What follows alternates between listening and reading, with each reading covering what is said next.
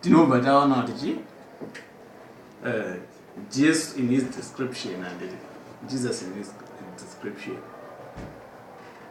he says in the law in itself there are heavier parts and there are lighter parts, and he compared the lighter part towards to tithing and everything.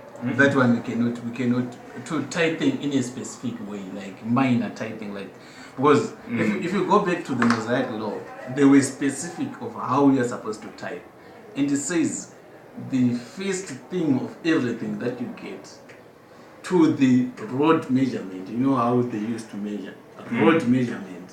That's how people were supposed to tithe.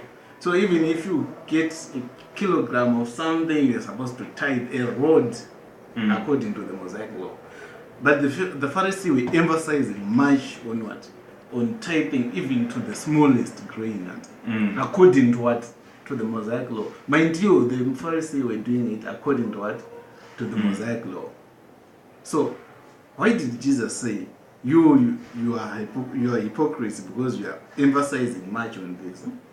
But of course we can agree that during the time of Jesus, people were tithing, right? I don't think anyone would disagree. Everyone agrees that during the time of Jesus, people were tithing. And people were going to Sabbath. There was circumcision, right? There were sacrifices, right? Which even Jesus talks about. So, if we are going to take this verse is our measurement of how a Christian is supposed to tithe, what are you going to say about things like sacrifices that Jesus talks about, right?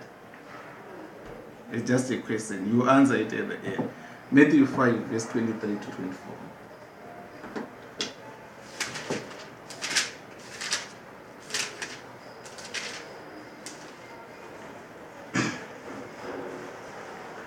Therefore, if thou bring thy gift to the altar, and there rememberest that thy brother hath aught against thee, leave there thy gift before the altar, and go thy way. First be reconciled to thy brother, and then come and offer thy gift. Okay. Who was talking?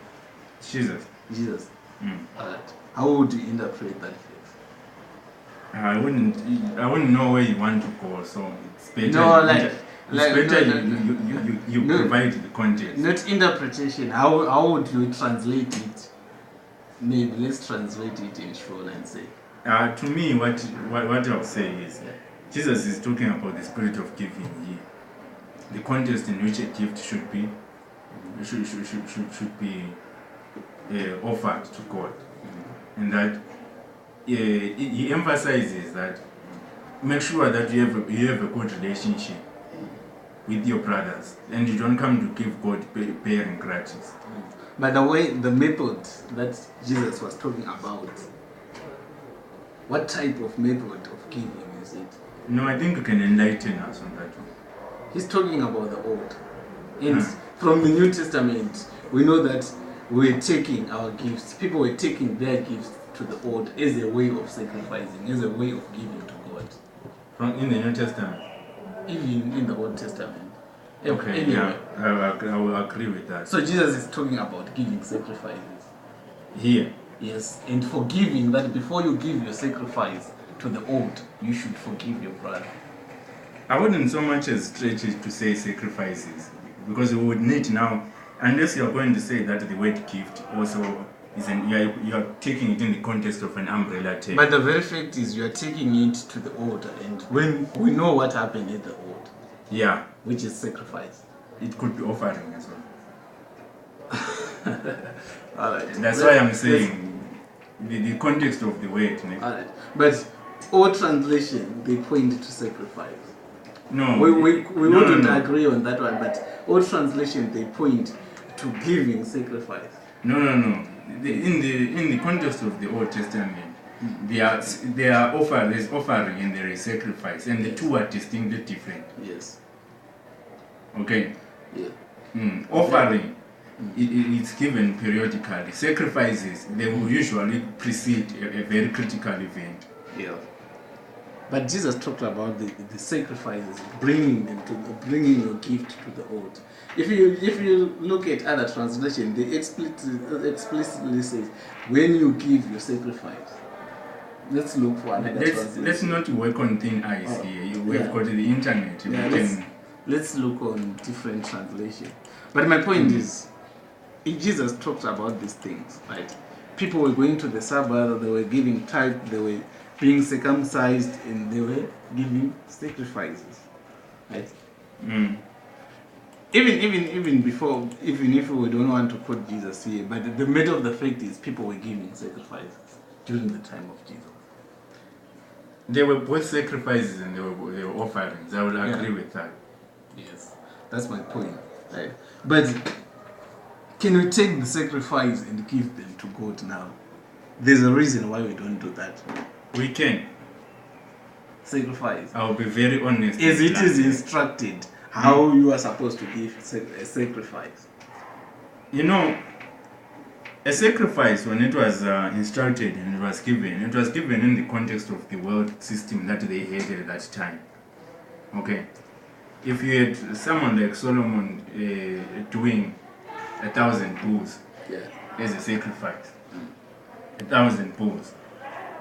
In our present day economy, they at that time, they could do bulls, they could do this, they could even trade those things as a sign of God. That was what meant value to them. So what God was after was something that was valuable to you. That is what you would give as a sacrifice. By definition, that word sacrifice, it means you've released something that is of value to you. So in the context of today, sacrifices still exist. Still exist, but not on the altar. Not even on the altar. Because if I sweat right now, and I earn my money, okay, and then I decide I'm not going to pay anything, I'm just going to take this money as it is, and then I bring it before God. I've done a lot of sacrifices, because that money is meant for something else, isn't it? So it still qualifies as a sacrifice. But is it the sacrifice that we can read according to the Mosaic law, that when you bring your sacrifice, you should do this, and this is an acceptable sacrifice? I'm looking at the word sacrifice. It's something that can be applied. Translation. Something that can be applied today, not in the context of the law. I'm not interested in performing something. My bottom line is there's a reason why we as Christians don't give the sacrifice as it is instructed in the Mosaic law. There's a reason to that, because Jesus has sacrificed himself. In the context of what we are saying, I would not look at it.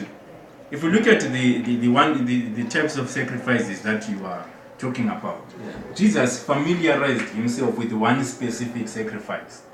The sacrifice that was actually carried out at Passover time, the Passover lamb. That is why Jesus, was crucified on the Passover. You understand? It has in significance with the sacrifice of the lamb, isn't it?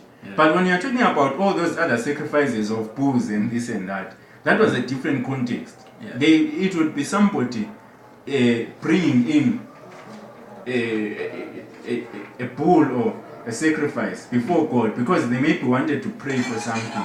They wanted something to happen.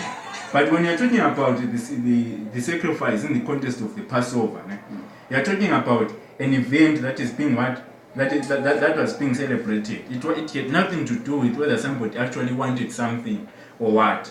It was a sacrifice that was brought in significance with Jesus. And then Jesus comes and then he relates that to our sin, isn't it? Yeah, but the bottom line is people get sacrificed, and Jesus talked about it. Right? There's a reason to that. Jesus was born under the law. Like Galatians 4 verse 4. He was born under the law. Yes. Let me say he was born in the time of the law. Yeah, but let me not say under the law. Let me say in the time of so he has to observe the law. Yeah, for the sake of the reasons that I explained at the beginning. Because he was under the law.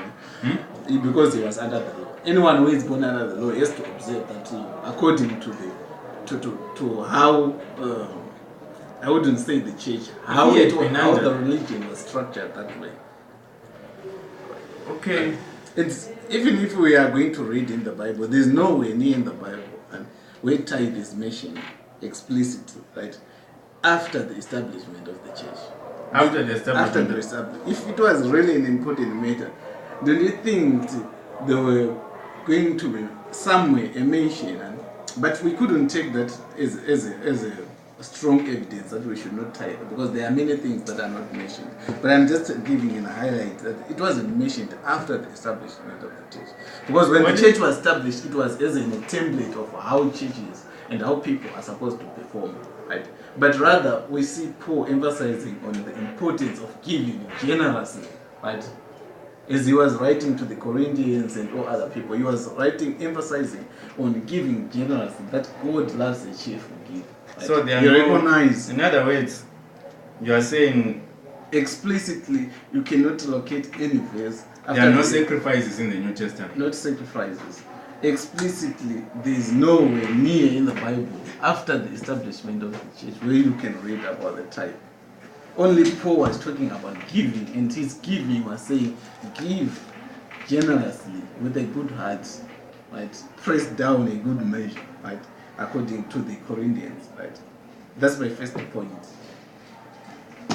Then my second point is that the tithe in itself is a commandment, was established under the Mosaic law, right? And we as believers, we are no longer under the Mosaic law. I think all of us can agree that we are no longer under the Mosaic law. As Romans 6 verse 14 to 15 says, right? Okay. And then another important thing about tithe is we have to distinguish between civil, ceremonial, and moral laws, right? Because we understand that the Mosaic law was classified into three groups: civil, ceremonial, and moral laws, right? All these laws, moral laws, are still applicable today. Thou shalt not steal. You should not steal, right? Those are the laws that we agree, right? But tithing is not under the moral law. It's clear. It's not under the moral law, right? And the question is, can we obey a civil or a ceremonial Mosaic law, right? That's the question. Because it's not a moral law, it's thou shalt not murder, it's not thou shalt not steal. It's not a moral law. So we have a question. Can we obey, we as Christians, ceremonial and civil Mosaic laws, right? But some people would take it further. And they go back to the days of Abraham and Jacob, right? When Abraham gave his tenth to Melchizedek, right? And even Jacob, he gave his tenth to God, right? But still, there's no pattern in the Bible where we can actually see Jacob and Abraham continually giving 10% as tithe. This was one time event, clearly, as the Bible states. And we cannot take that as a pattern or as something that is established. Can I just ask you something? So sacrifices and offerings and sacrifices, they are also part of the moral law.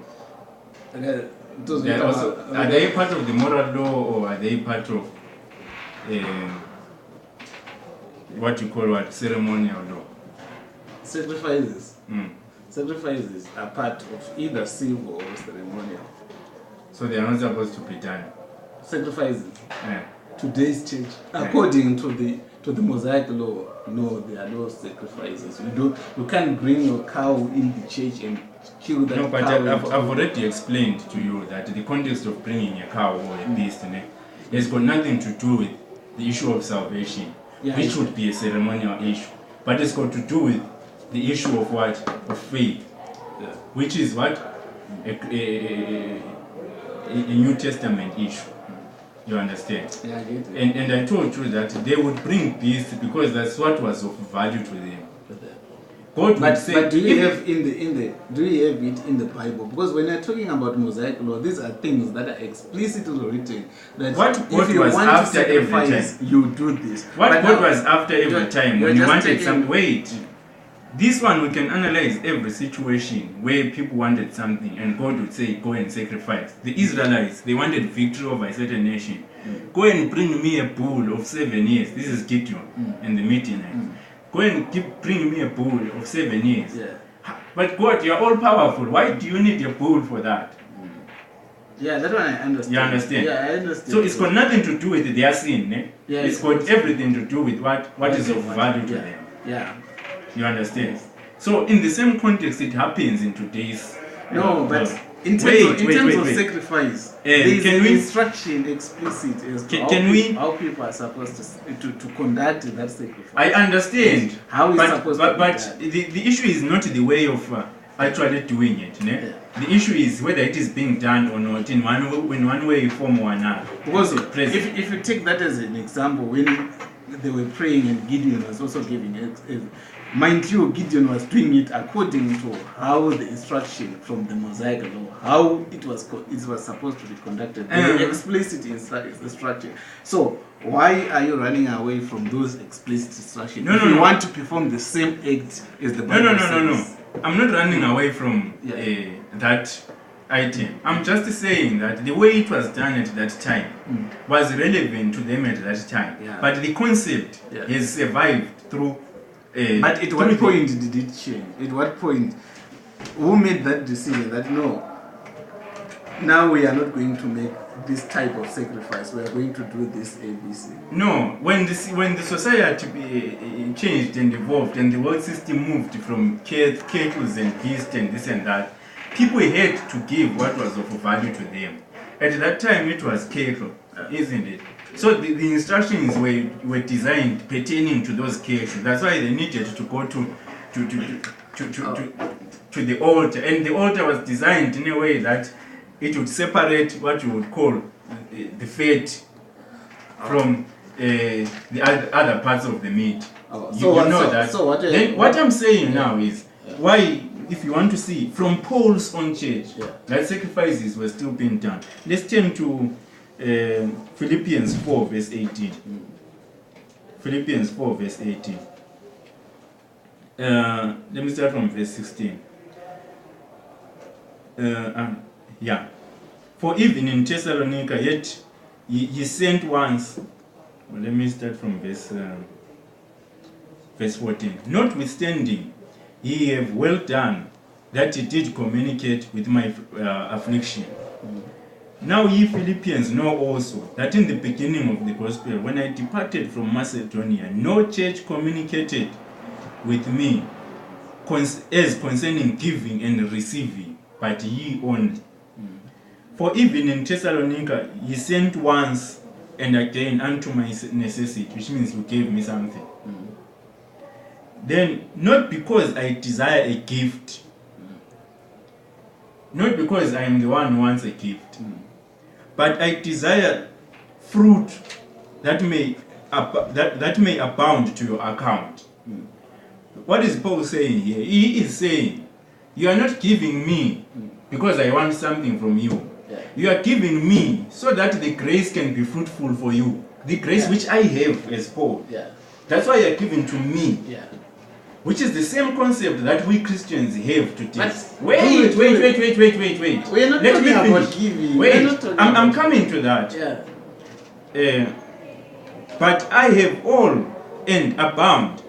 I am full. Having received of Epaphroditus the things which were sent from you, an odor of a sweet smell, a sacrifice acceptable. Let me underline the word, a sacrifice. And well-pleasing to God. If you look at this word for sacrifice, it's the same word that is also being used in the Old Testament. Okay? It's the same word. Translate it to any of the languages that you want and chase after this word if you want. It's the same word that has been used. So for me, because the same word has been used, it carries the same meaning both in the Old and in the New Testament. That means it's still there. But what is being done here now, okay, it's in the context of what? The New Testament and what is of upbringing to them. Now, when Paul is ministering in terms of grace, surely, if we can talk about sacrifices, then offerings and tithe, they are just basic. Because with tithe, when we're talking about tithe and all that, it's about a relationship with God. It's not even about love per se at the beginning. Because the concept of tithe is that you are returning to God. So if you are giving me what belongs to me, it doesn't mean that you love me. Isn't it? It just means that you are honoring me. You know that I own something. You understand? Yeah. So the whole picture of the New Testament, if it has got an element, if it has got elements of sacrifices which are higher than tithes in this context, So can we say that the tithes were left behind? Yeah, And Jesus himself, Okay, and Jesus, will go back to Jesus at resurrection. Paul also refers to Jesus and says the firstborn from the dead. And the word firstborn is the same word that is being used for first fruit in the Old Testament, which is a type of tithe that you explained at the beginning. That there were first fruits, there were this and that. You explained yourself those types of tithe. Jesus, after resurrection, this is where when the chapter of the law he has closed it. He says the first fruit, and Paul calls him the first fruit. Yeah, you are So- the firstborn. Yeah, But what does it have to do with the tithe and Jesus being the firstborn? if Jesus has become the firstborn, Yeah. and he's talking about himself as tithe, and we are the sons of God, which means we're also joined heirs with him, isn't it? Yeah. So now, when you want to talk about the law and so forth, we are living now in grace, which is beyond the law. Yeah. So, which means our standard is beyond that of tithe. Yeah, it's beyond. That's why we don't but- do a lot of things that were there in the Old Testament. If you start doing Because- away with the tithe, which means your standard is actually lower than that of the law. How is it so? How is it so? Because what I'm advocating is giving something that is not measured, and you should. No. You cannot talk about giving something that is not measured No. when Jesus himself says, "Give." Wait, let me finish this one. Ah, Let me finish. you are running away. No, I'm not running. You are running I'm away. not running. No, Because when you talk about measure, let's open Another scripture. person is. No. Let's No, open scripture. Another person is. If we want to talk about measured giving, let's. do it. No, but time on it. Would you present? But let's open scripture so that. Ndakupa time uchipresent anadakanyarara. Which How is- much should we pay Which is a revelation. in terms of measurement? How much should we pay? That will be another question. Because if we are to do away with certain elements of tithing, right, is you are advocating, if I get you right, it means now we are selecting the law to say, okay, this is what can be applied and this is what cannot be applied. Because when the Bible talks about tithing, right, if you read Deuteronomy 26 verse 12, it talks about that in the third year, everything that you get in the third year, you give it as tithe, right? So you work first year, second year, and in the third year, whatever that you get, you give it as tithe. Are we doing that as Christians today? And tithe was supposed to be given to the Levites, the strangers, the fatherless, and the widows. It was explicit as to who is supposed to get that tithe, right? And it also went to say, every increase that you have, we should give it in the third year, right? Which is the year of tithe. So you work in the first year, in the second year, whatever that you increase in between, you give it as tithe. So how much we should give? Right? I And pointed it it also out to gave you. a measurement. right? I That pointed is- it out to you that when it comes to grace, you are given the ability to live as a Christian. Yeah. You are given a picture of Jesus Christ, which is what we're supposed to live like as a Christian, isn't it? And the principle there is the principle of faith that is there. So now, what it simply it leads us to is a situation whereby we don't calculate things per se to say we want this Why written should down. do it? Because Wait! that's what the commandment says. Wait. That's what the commandment says. Wait! That's what the law says.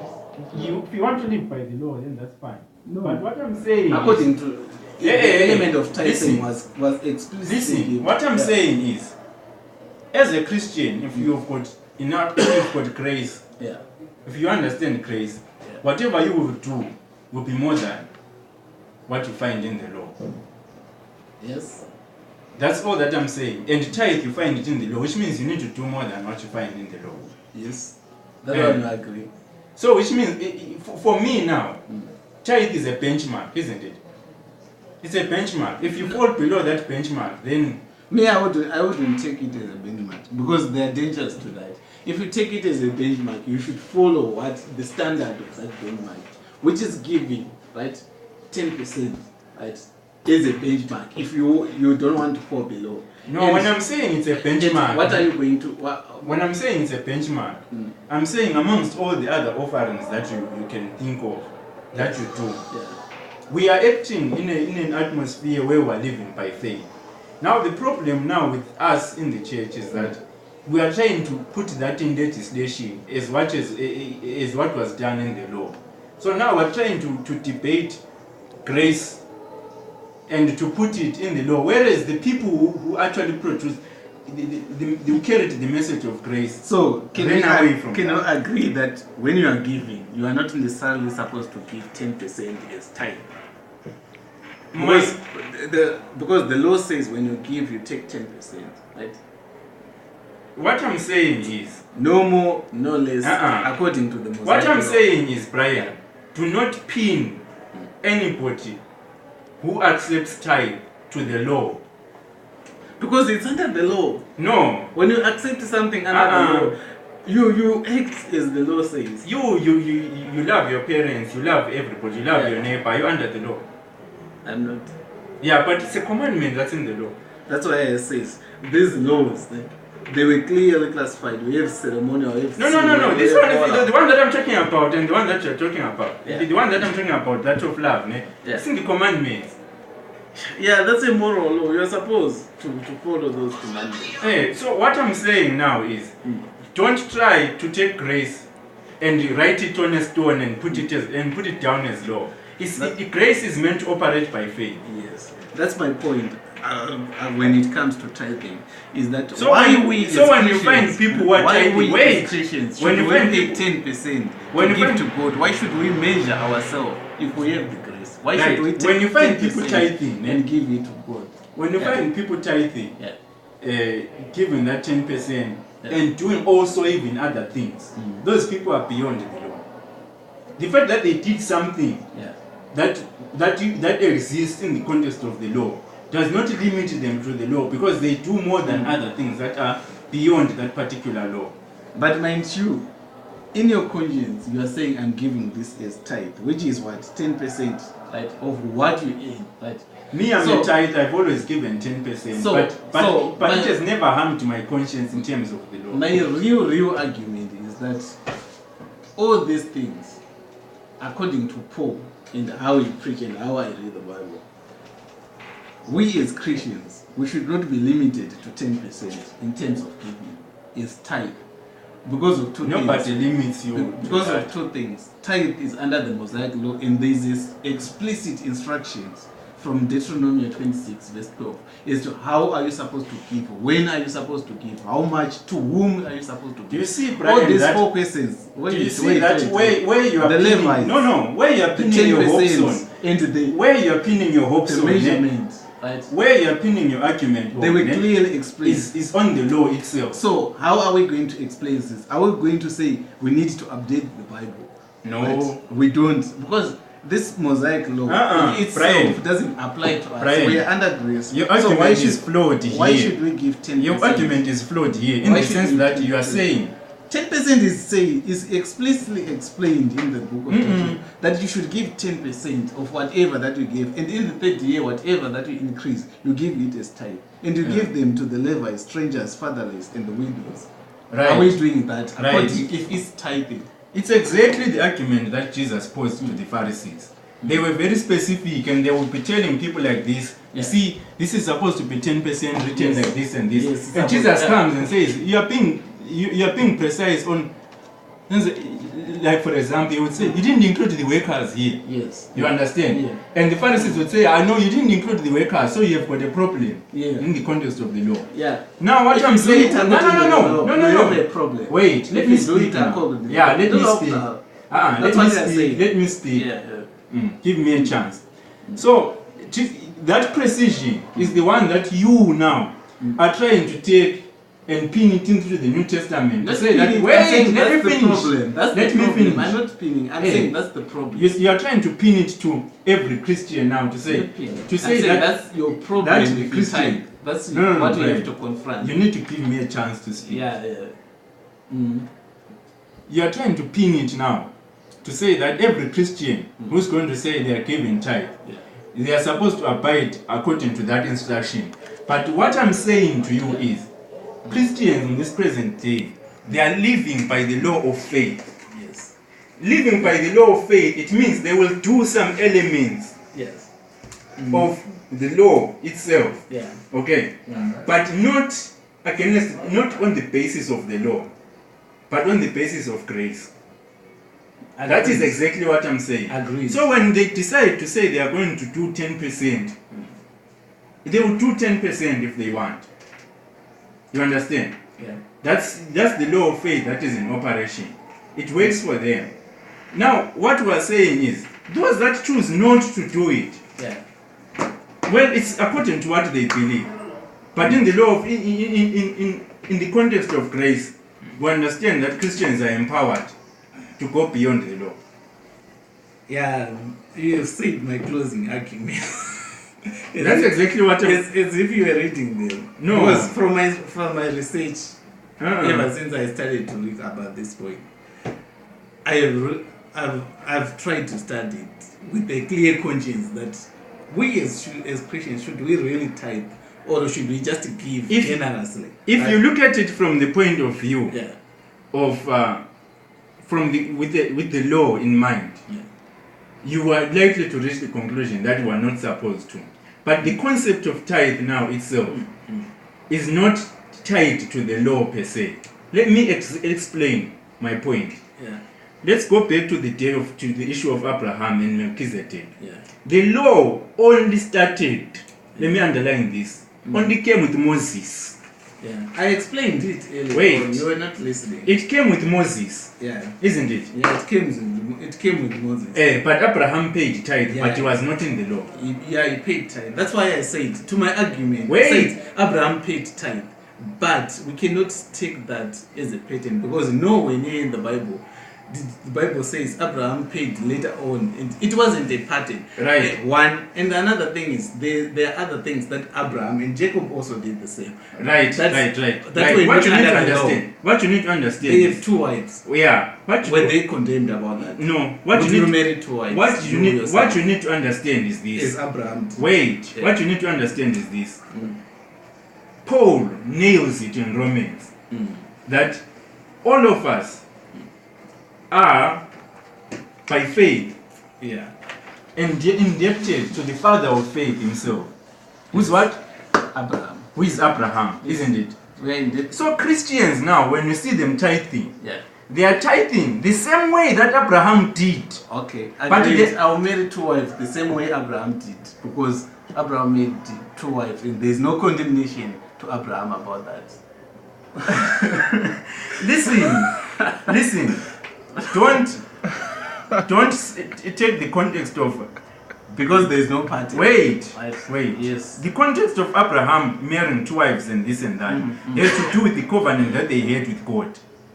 Otherwise, How sure if are you you want, about tithe? wait, How if you sure want are to you say about that, tithe? wait. Yeah. If you want to say that, then you are supposed to also agree that Paul was also supposed to include the part of Abraham marrying two wives in the New Testament and say, you see, Abraham married two wives, so go ahead and marry two wives. We are saying But Paul, you are taking wait. Abraham as a template. Yeah. Paul took the template that should come. That's why he only went to talk about tithe. But was there any condemnation about Abraham marrying two wives? Jacob has so many wives. There was no condemnation. For two guys that paid tithe. There was no condemnation. Jacob and That's Abraham, why in the they New married Testament. four Wait, wives. that's why in the New Testament Yeah.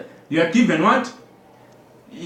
The grace to operate in faith. Under the grace, would you marry two wives? You yourself. No, my faith says no. That's why we are living by faith. But if right my now. faith says yes, in your church, should I just come and be a pastor with three wives?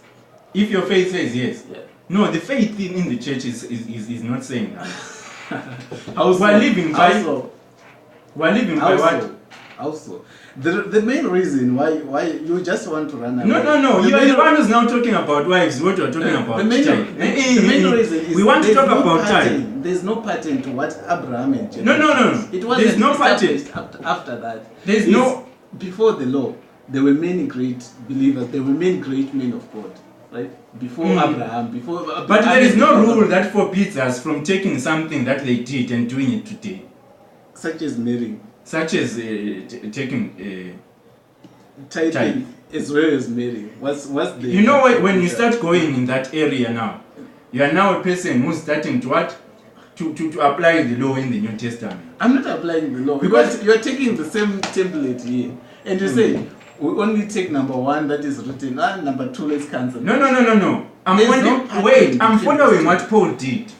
Paul didn't take the whole of the Old Testament and say, no, now we're doing this. He would refer to things, pick one here. And bring that's it why there. I'm picking Abraham. Say, I'll do it. Wait, the same way that Paul was picking some of the things there and was not taking everything, is the same way that grace is operating today. He did not pick the 2 wives, he picked the other things. Christians are not picking the 2 wives, they are picking the tithe. Don't blame them for it. No, not Christians. If you say Christians, that's an overstatement. There are many Christians that are marrying 2 wives because they refer to Abraham as the grandfather of faith. But me, what I would think about this whole thing of tithe is that tithe is just a privilege, right? It's not a sense of duty as Christians, right? And if you do it, you just do it out of the love of God, right? And to see, to have the desire to see his kingdom grow. There's nothing wrong with someone tithing, right? But the problem that I have is when you do tithe as a sense of duty rather than as a privilege. To say, I want to see the church growing. I want to build the church. Let's give this one to God, right? But if the Spirit, that's why we have the Holy Spirit to teach us things. If your spirit is saying you should bring this to God, even if it's 10%, even if it's more, even if it's 5%, if it says you should bring this to God, you should bring that thing to God. Right? But I have problems with people that take tithe as a sense of duty rather than as a privilege. Right? That's why if I get any money, I can just go say, I have this 2,000, let me go and give it to the Lord. Right? But when it comes as a sense of duty, that's when I have the problem. Blessed in your own ways. You see the silence that I was maintaining when you were talking? Yeah. It's the same silence that I wanted to maintain when I'm talking. So, in my own words, I'll say this. Christians,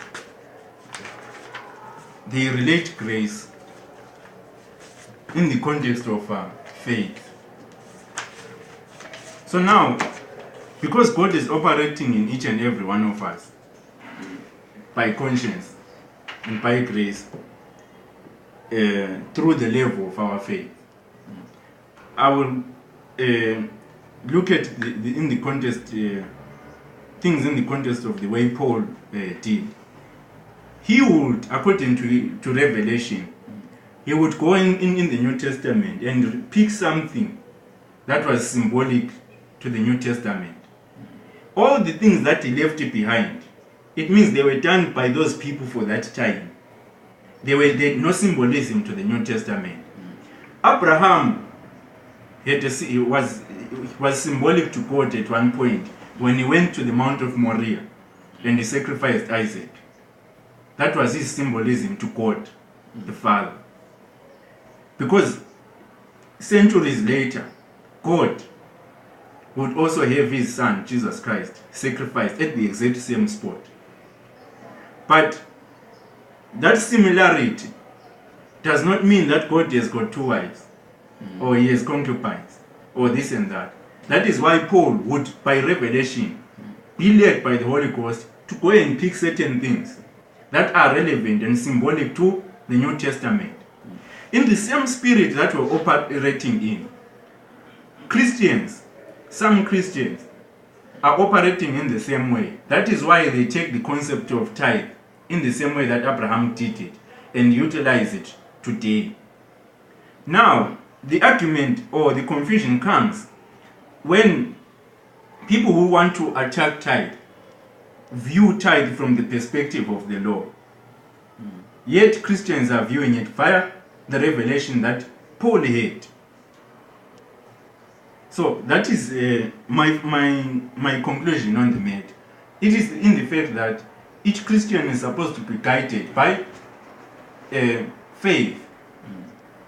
And the truth about faith is that, as the Bible tells us, faith without works is dead, which means faith is results oriented. Okay, so those that tithe, their results are also there, and those that don't tithe, their results are also there. So me, I rest my case on that. That tithe, the argument is based on the fact that it's the level of revelation that is different amongst the Christians. That's why some don't tithe. And those that don't tithe, they will always point out to the fact that tithe is a part of the law. And those that do tithe will always point out to the fact that it's a principle that precedes the law.